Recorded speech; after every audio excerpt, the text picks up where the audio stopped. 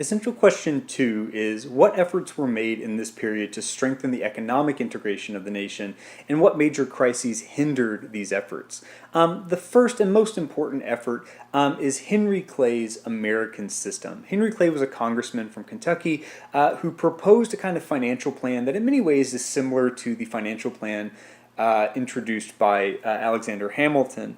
But the parts of this American system were, first, a new national bank, or really a second bank of the United States.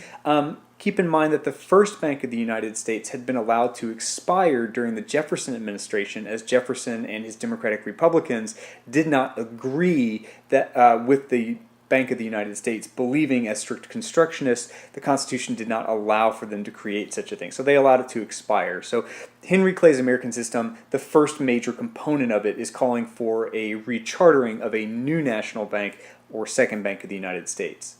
The second component of his American System is a protective tariff. A protective tariff is something we've talked about before. A tariff is a tax on imports, and a protective tariff means a very high tax on imports in order to make foreign goods more expensive, and as a result it encourages people to buy American products which are cheaper. So this protective tariff was intended to protect U.S. manufacturing, which was burgeoning, as we've seen already in this market revolution that's taking place at this time.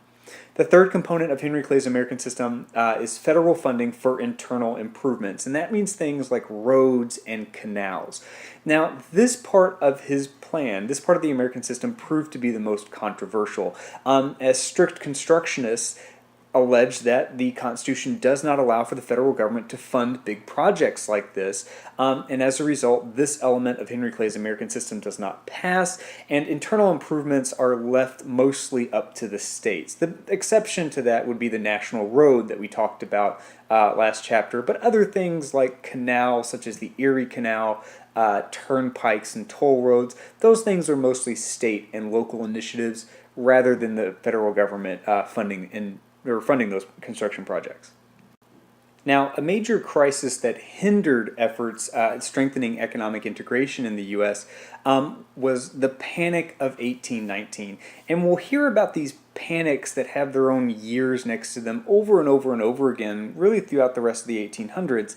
And that is because the U.S. will go through a kind of system of boom and bust, where the economy will grow very quickly and then contract as the market sort of corrects itself.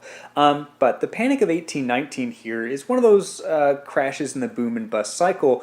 It's a financial crash that happens when the Second Bank of the United States called in loans that they had given for land purchases that were made during a kind of speculation boom, as lots of people were buying up these loans. When they called in these loans to have people pay them back, many debtors defaulted because they simply weren't able to pay them back.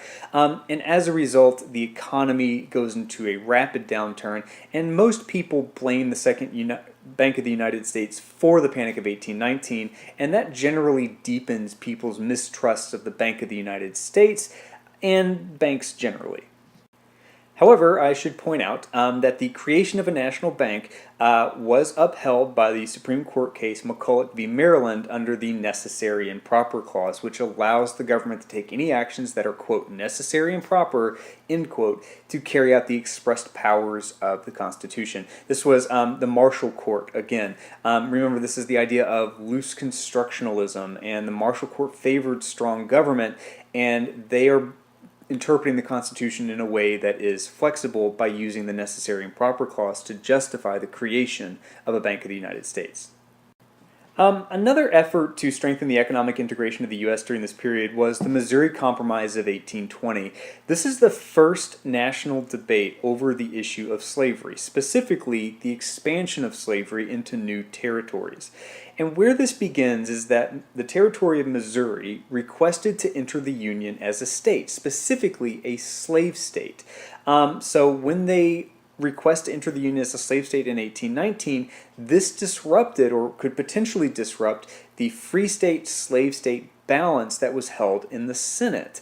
And this was very controversial because free states did not want to allow in another slave state in balancing representation in the Senate. Slave states wanted to allow them to enter, and it becomes a national debate that drags on in the U.S. Congress over should we extend slavery, and if so, how.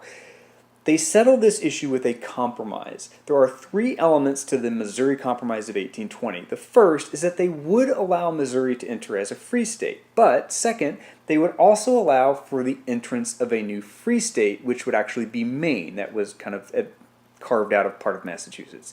So Missouri enters as a slave state, Maine enters as a free state, and then the third element, and this will prove controversial and troublesome later on, is that slavery would be prohibited in future western states above Missouri's southern border. And this will be called the Missouri Compromise Line. It's at 36 degrees, 30 minutes north latitude. So it's really right here if you can kind of see this. And of course, this is all Mexico. So that means that anything north of this line is going to be free territories and free states.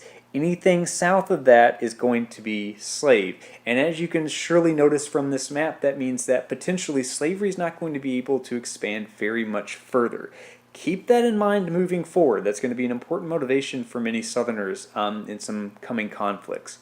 But the sectional divide that is brought up in the Missouri Compromise and the Missouri Crisis of 1820 was a cause of concern for many people because it showed a very distinct sectional divide between North and South, between free states and slave states. And Thomas Jefferson, who was still alive at this time, considered it the, quote, death knell of the Union.